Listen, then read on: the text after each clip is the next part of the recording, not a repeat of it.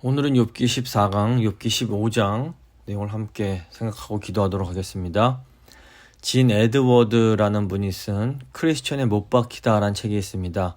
이 책을 보면 그리스도인이 다른 그리스도인들을 잔혹하게 죽인 역사에 대한 내용이 나옵니다.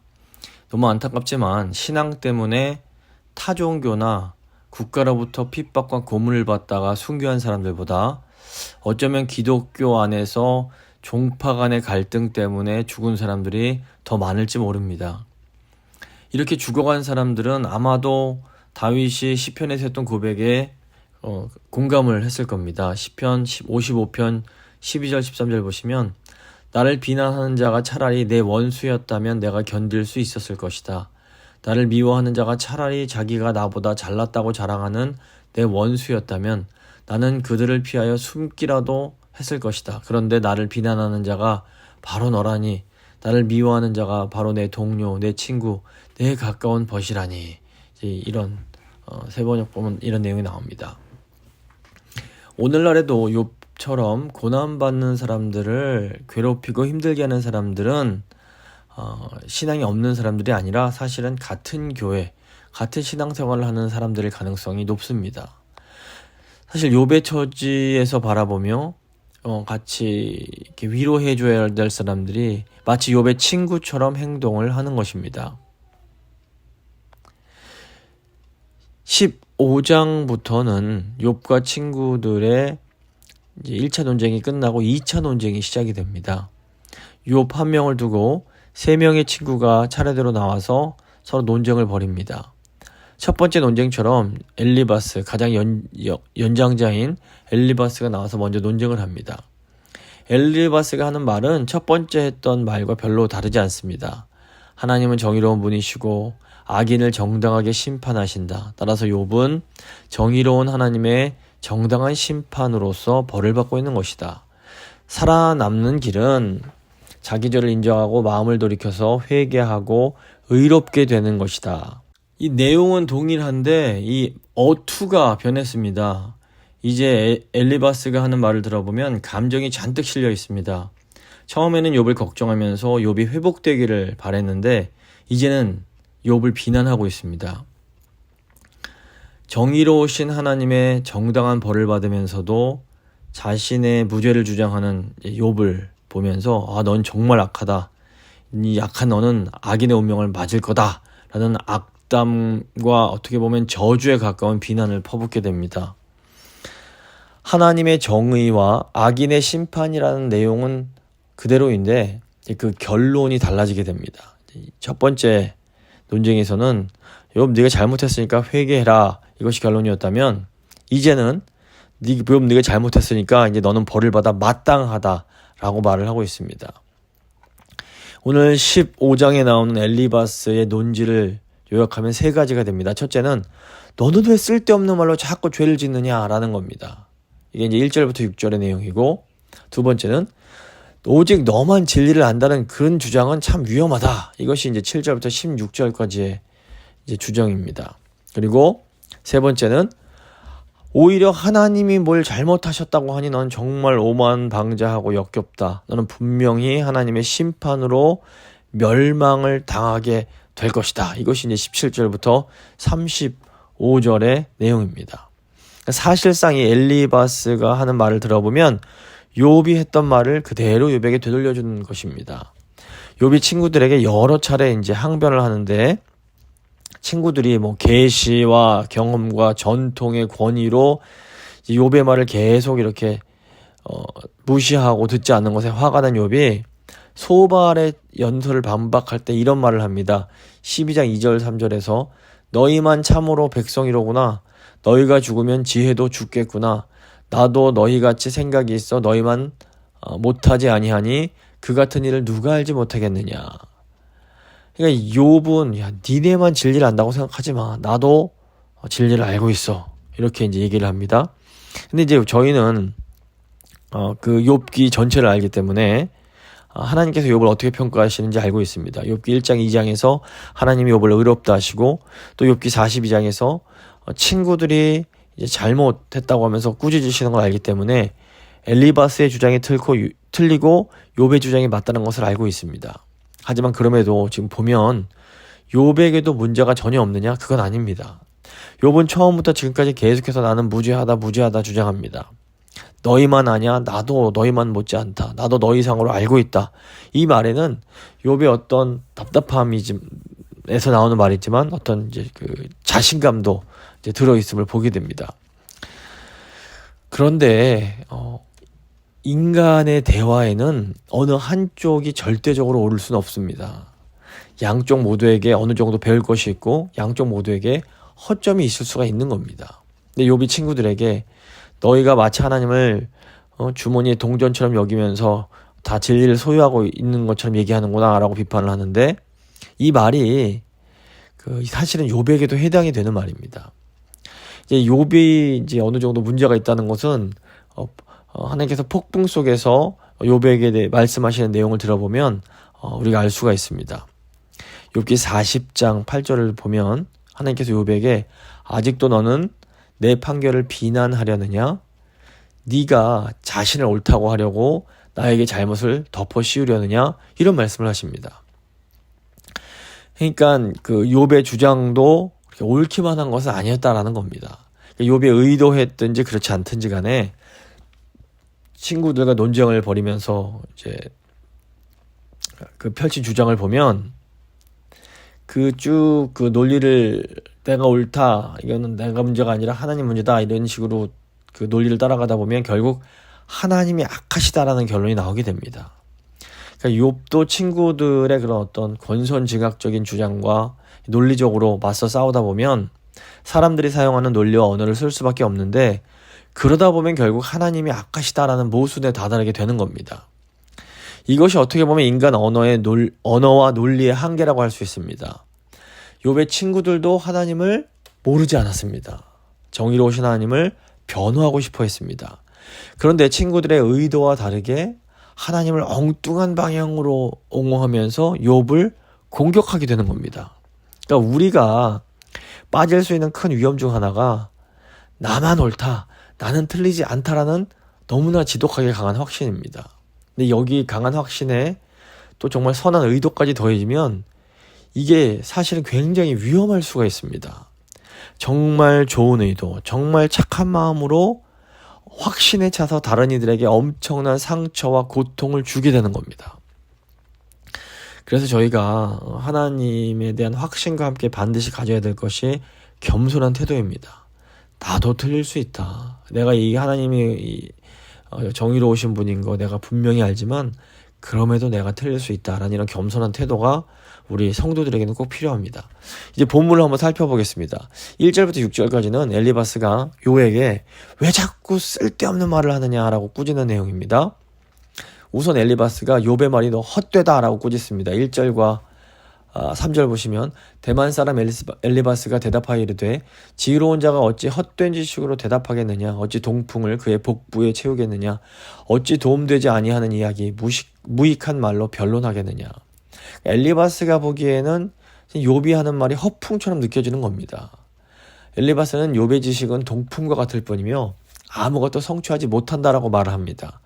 여기서 동풍은 사막에서 불어오는 뜨거운 바람으로 사람들에게 아무런 유익을 주지 못합니다. 마찬가지로 욥의 말이 헛되고 쓸모없으며 아무짝에도 도움이 되지 않는다, 이런 말을 합니다. 빌닷과 소발도 욥에게 이와 비슷한 말을 했었습니다.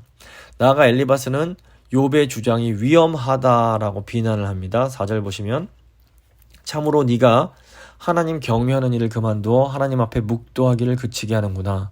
여기서 묵도는 하나님에 대한 올바른 공경과 예배를 의미합니다. 사실 이 경외라는 단어는 잠언에서 많이 사용이 되는데 엘리바스는 이 욥이 하는 말이 올바른 종교와 경건을 허물어버릴 수 있다라고 비난을 합니다.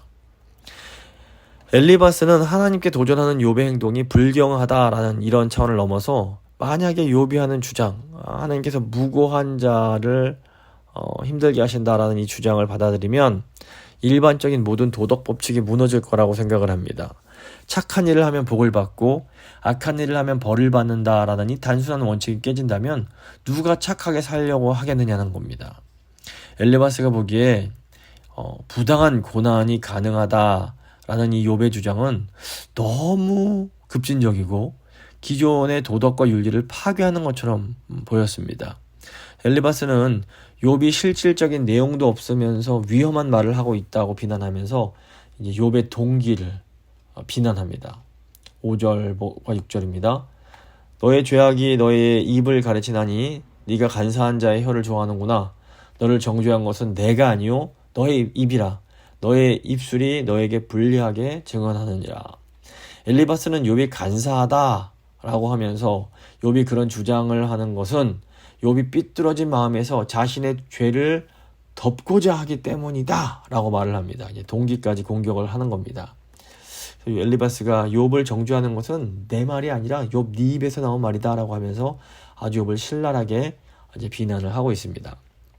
이제 이어지는 7절부터 16절은 왜 너만 진리를 안다고 하느냐라는 이런 이제 주장입니다. 엘리바스는 욥이 너무 뻔뻔스럽고 오만하다라는 이제 비난을 합니다. 7절 보시면 네가 제일 먼저 난 사람이냐? 산들이 있기 전에 네가 출생했느냐? 엘리바스는 욥을 향해서 야, 네가 제일 세상에서 먼저 태어난 뭐 아담이라도 되냐? 네가 저 산들보다도 더 오래 살았다고 주장하느냐? 뭐 그렇게 잘났다고 잘난 척을 하느냐라고 이제 빈정을 댑니다. 8절 보시면 하나님의 오묘하심을 네가 들었느냐? 지혜를 홀로 가졌느냐? 여기서 이제 오묘하심이 뭐냐면 하나님의 천상회의를 의미합니다. 그러니까 엘리바스는 욥에게 네가 하나님의 그 천상회의를 엿듣기라도 했느냐? 무슨 네가 지혜를 독점한 것처럼 행동하느냐라고 말을 합니다. 근데 사실 욥기 1장과 2장을 보면 하늘에서 열린 하나님의 천상회의의 내용이 나옵니다. 그리고 이 천상회의의 내용을 보면 사실은 욥의 말이 사실이란 것을 알 수가 있습니다. 하나님 보시기에 욥은 의로운 사람이었고 그렇다면 이제 욥이 주장하는 것처럼 욥이 지금 자기의 어떤 죄 때문에 이 고난 받고 있는 것은 아닌 겁니다. 그리고 또 욥기 마지막 부분에 가도 하나님이 욥의 손을 들어주시기 때문에 욥의 주장이 이제 맞는 겁니다. 9절과 10절 보시면 네가 아는 것을 우리가 알지 못하는 것이 무엇이냐?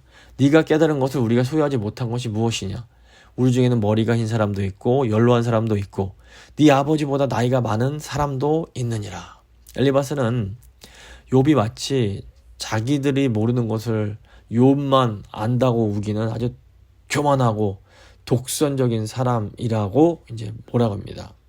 나아가 엘리바스는 야, 내가 너보다 나이도 훨씬 많은데 네가 뭘 그렇게 많이 한다고 잘난 척하느냐 이렇게 말을 하는 겁니다. 이제 엘리바스가 욥의 아주 그냥 대놓고 불쾌함을 표현합니다. 11절 12절 보시면 하나님의 위로와 은밀하게 하시는 말씀이 너에게 작은 것이냐? 어찌하여 네 마음에 불만스러워하며 네 눈을 번뜩거리며 네 영이 하나님께 분노를 떠뜨리며 내 입을 놀리느냐? 사실 욥의 친구들이 욥을 위로하기 위해서 찾아왔습니다. 그리고 첫 번째 연설에서 엘리바스는 어떻게 보면 굉장히 동정적이고 사려 깊은 모습을 보입니다. 엘리바스는 자신이 전한 하나님의 위로와 하나님께서 자신을 통해서 주신 그 은밀한 말씀이 너에게 작은 것이냐? 그게 별거 아니냐? 라고 묻습니다. 하지만 이제 처음에 했던 엘리바스의 말은 사실 그 말 자체만 보면 틀리지 않고 또 그 엘리바스의 태도가 부드러웠던 것은 맞지만 이 말을 욥에게 적용하는 것은 이제 옳지 않았던 겁니다. 그러니까 우리가 정말 조심해야 할 것이 부드럽고 세련된 태도로 또 선한 동기로 그럴듯하게 빚을 일을 전하는 겁니다. 분명히 잘못된 내용임에도 부드러운 말투로 전하면 이상하게 설득력이 있게 들립니다. 반면에 또 아무리 옳은 말이라도 아주 센 태도로 말을 하면 듣기가 싫어집니다. 내용과 상관없이 듣기가 싫어지게 되는 겁니다. 근데 이제 안타깝게도 이 악한 자들이 이 원리를 너무나 잘 알고 있고 이 원리를 잘 이용합니다. 분명히 거짓말임에도 좋은 매너로 말을 하면서 사람들을 현혹시킵니다. 고린도 후서를 보시면 사도 바울이 자신이 말에는 부족하지만 지식에는 그렇지 않다라는 말을 합니다. 이것은 사도 바울이 말할 때 세련되게 말하는 달변가는 아니었음을 의미합니다. 그러니까 사실 중요한 것은 어떤 말이 얼마나 세련되고 부드러운가가 아니라 그 말이 정말로 진실인가 진리인가 하는 것입니다. 그렇기 때문에 우리가 이 진리를 분별할 수 있는 능력이 필요합니다. 근데 우리가 마음간에 욕심이 있으면 이것을 분별하기가 어려워지게 됩니다. 그래서 하나님 앞에 진실하고 정말 진리를 사모하는 마음이 있을 때 어떤 이런 외적인 것에 현혹되지 않고 진실과 진리를 분별할 수 있는 능력이 생기게 됩니다. 엘리바스는 욥의 말이 현실적이지 않다, 비현실적이다라고 또 비난을 합니다. 14절, 16절 보시면 사람이 어찌 깨끗하겠느냐, 여인에게서 난 자가 어찌 의롭겠느냐, 하나님은 거룩한 자들을 믿지 아니하시나니 하늘이라도 그가 보시기에는 부정하거늘 하물며 악을 저지르기를 물마심같이 하는 가증하고 부패한 사람을 용납하시겠느냐. 엘리바스는 4장에서 인간은 하나님 앞에서 깨끗하거나 의로울 수 없다라고 주장을 합니다. 그리고 욥도 9장을 보면 맞다, 그 말 맞다, 인간은 하나님 앞에서 깨끗하거나 의로울 수 없다라고 인정을 합니다. 그런데 이제 엘리바스가 이제 같은 내용을 말하지만 이번에는 굉장히 좀 날카롭게 이 말을 합니다. 욥 자네가 특별하다고 생각하지 말게 죽을 인생이 어떻게 깨끗할 수 있겠는가? 여인에게서 난 사람이 어찌 죄가 없을 수 있겠는가?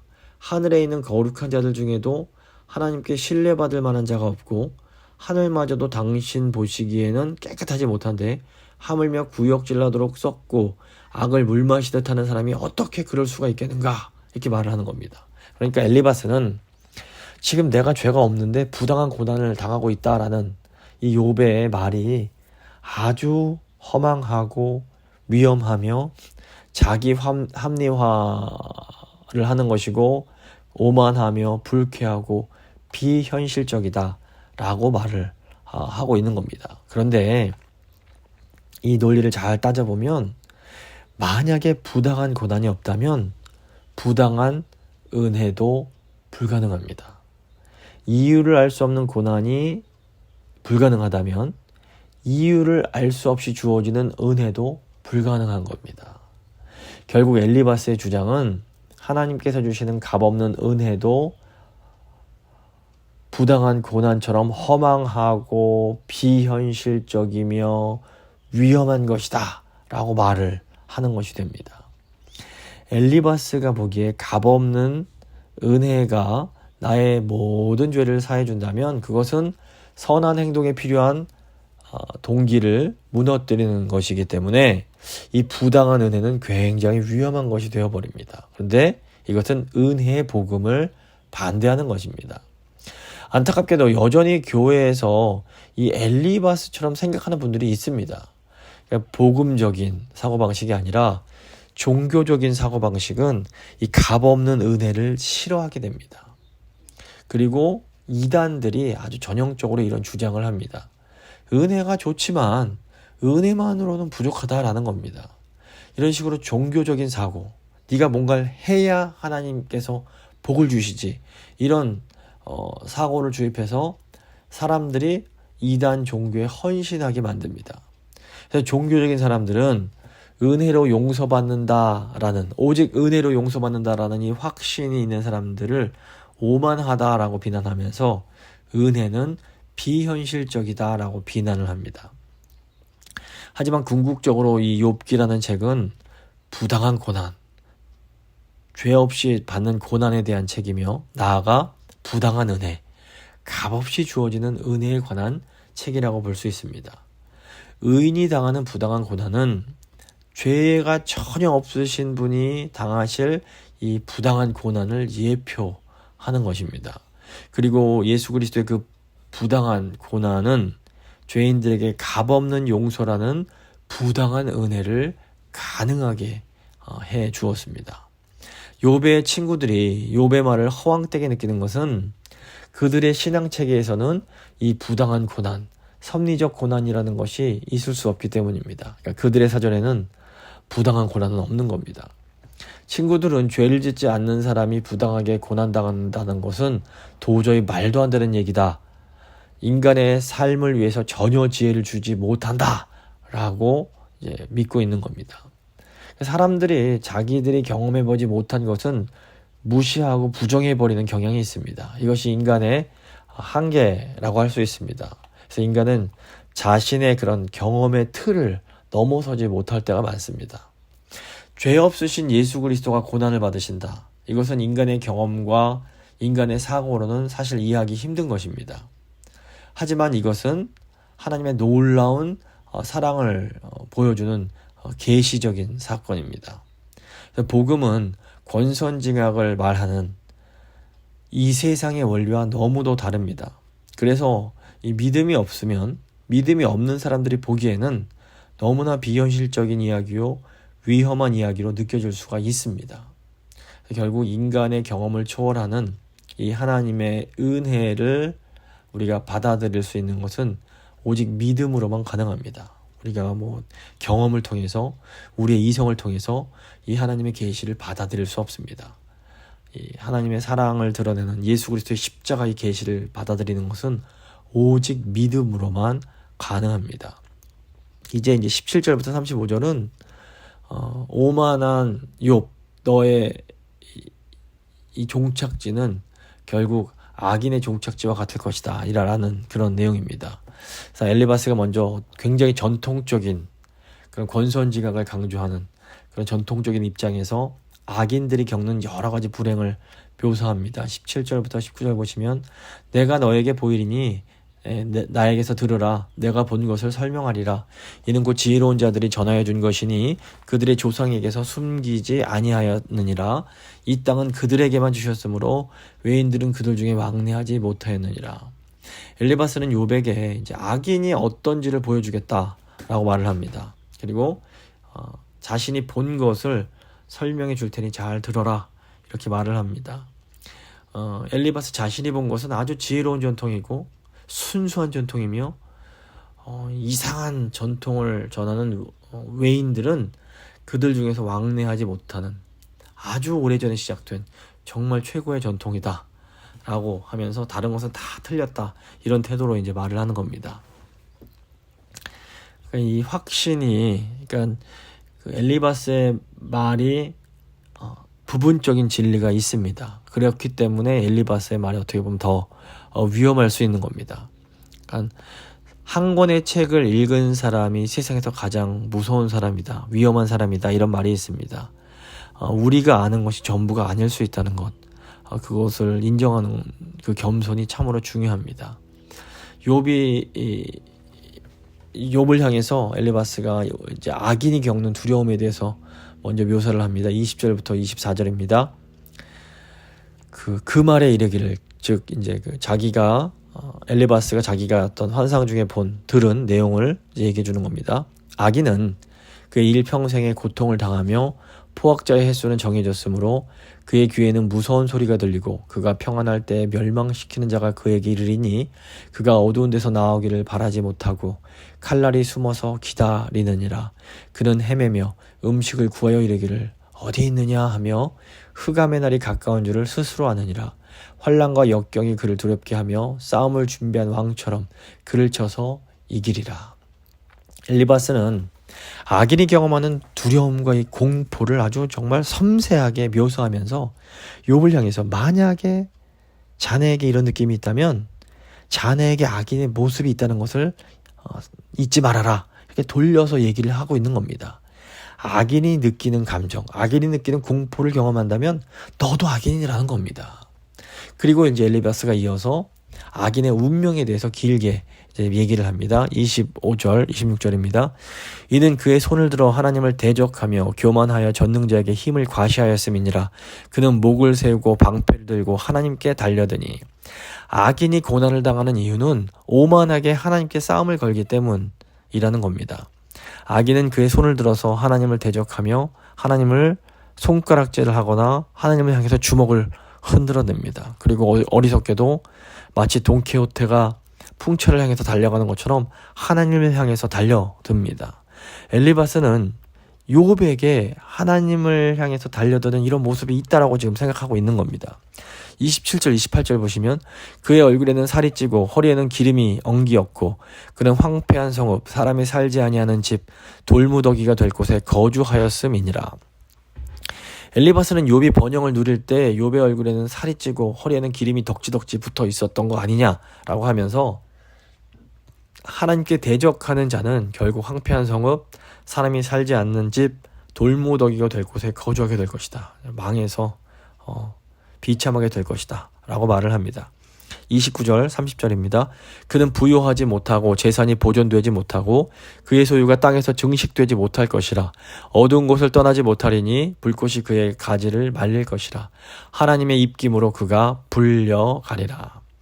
엘리바스는 욥이 경험한 것처럼 아무리 부자라 해도 악인의 부함은 지속되지 못하고 욥처럼 악인도 자신의 악 때문에 결국 파산하게 될 것이다 라고 말을 합니다.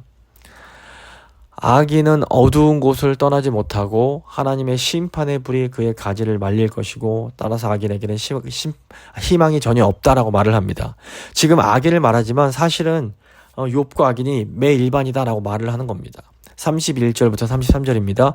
그가 속아 허무한 것을 믿지 아니할 것은 허무한 것이 그의 보응이 될 것임이라. 그의 날이 이르기 전에 그 일이 이루어질 것인즉 그의 가지가 푸르지 못하니 포도 열매가 익기 전에 떨어짐 같고 감람꽃이 곧 떨어짐 같으리라. 엘리바스는 악인은 헛된 것을 믿지만 결국 그 결과는 허무하게 될 거다라고 말을 합니다. 악인이 번영을 누리던 초기에 아무리 열매가 많은 것처럼 보여도 실제로는 열매를 맺지 못할 것이며 포도가 익기도 전에 떨어지는 포도나무 같거나 꽃이 떨어져 전혀 열매 맺지 못하는 감람나무 같을 것이다 라고 말을 하고 있습니다. 마지막으로 34절 35절입니다. 경건하지 못한 무리는 자식을 낳지 못할 것이며 뇌물을 받는 자의 장막은 불탈 것이라. 그들은 재난을 잉태하고 죄악을 낳으며 그들의 뱃속에 속임을 준비하느니라. 그러니까 악인들은 경건하지 못한 자들과 사귀며 뇌물과 불의를 사랑하는 자들과 이렇게 어울리지만 결국에는 자식을 낳지 못하고 열매가 없게 될 거라는 겁니다. 결국에는 하나님의 심판의 불에 소멸된다는 것을 알아라 이 말을 합니다. 이것이 재난을 잉태하고 죄악을 낳는 악인들의 운명이다라는 겁니다. 그러니까 엘리바스가 악인들에 대해서 말을 하지만 결국 욥을 향해서 욥 네가 이런 악인들과 다를 것이 무엇이냐라고 하면서 욥을 공격하고 있는 겁니다. 이 말씀을 좀 정리해 보겠습니다. 이 욥기는 여러 각도에서 하나님을 믿고 섬기는 성도들에 대해서 생각할 수 있게 만드는 책입니다. 우선 욥의 친구들을 보면 욥의 친구들도 하나님을 알고 있고 하나님의 공의, 하나님의 정의에 대해서는 너무나 잘 알고 있습니다. 그리고 이 나름대로는 또 하나님을 이렇게 옹호하고 하나님을 변호하려고 애를 씁니다. 하지만 이 욥의 친구들의 문제는 자기들의 지식이 전부라고 생각하면서 그 제한된 지식으로 지금 정말 하나님의 섭리 가운데 고난받고 있는 욥을 판단하고 정죄하고 있는 겁니다. 욥의 친구들의 제한된 사고는 무죄한 예수 그리스도의 고난과 이 고난으로 인해서 주어질 정말 값없는 그 은혜, 이해할 수 없고 어떻게 보면 부당해 보이는 은혜의 가능성을 처음부터 제한해버리는 아주 심각하고 위험한 문제를 가지고 있는 겁니다. 그렇기 때문에 욥의 친구들의 말 자체는 틀리지 않았을지 모르지만 욥의 친구들이 결국 틀렸다라고 평가를 받게 되는 겁니다. 반면에 이 의로운 욥 역시 이 친구들의 잘못된 주장에 대응하면서 인간의 논리로 자신의 무고함을 변호하려고 하다 보니까 결국에는 논리적으로 하나님을 악한 분으로 만들어버리는 그런 잘못을 또 범하게 되는 것을 저희가 보게 됩니다. 그러니까 인간의 언어와 인간의 논리, 인간의 그런 사고는 지극히 제한되고 한계가 있을 수밖에 없음을 저희가 먼저 인정을 하고 들어가야 됩니다. 하지만 감사한 것은 뭐냐면 하나님께서 욥의 어떤 말과 논리가 아니라 욥의 마음과 그 마음의 중심을 보아주시고 결국 욥의 손을 들어주신다라는 겁니다. 그래서 저희가 교회로서 언제나 나의 지식이 전부가 아니라는 것을 늘 기억해야 됩니다. 우리가 하나님에 대한 지식이 오를 수 있습니다. 그것을 또 잘 붙잡을 필요도 있습니다.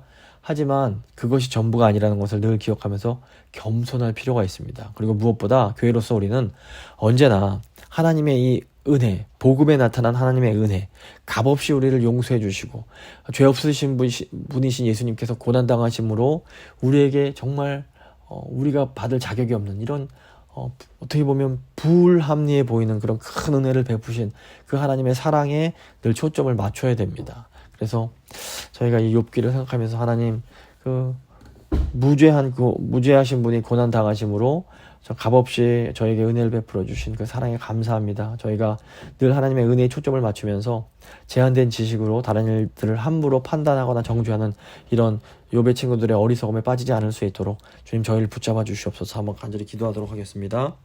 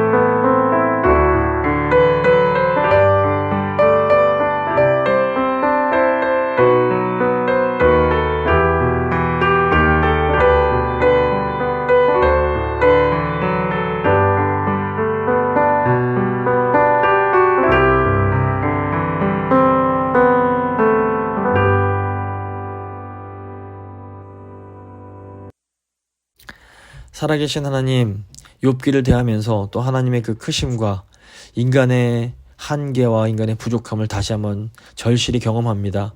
인간의 이성, 인간의 경험, 인간의 언어는 지극히 제한되고 이 인간의 것으로는 정말 그 전능하시고 무한하시고 정말 사랑이 너무나 많으신 하나님을 다 담아낼 수 없음을 고백합니다. 주님, 저희가 욥의 친구들의 그런 어리석음을 본받지 않을 수 있도록 도와주시고 또 욥이 그렇게 자기를 변호하기 위해서 말하다가 결국에는 하나님을 악한 분으로 만들어버리는 또 그런 잘못된 모습에도 빠지지 않을 수 있도록 저희가 늘 언어를 조심하고 차라리 무지할 때는 입을 다무는 그런 겸손함을 배울 수 있도록 주여 저희를 도와주시기를 간절히 소망합니다.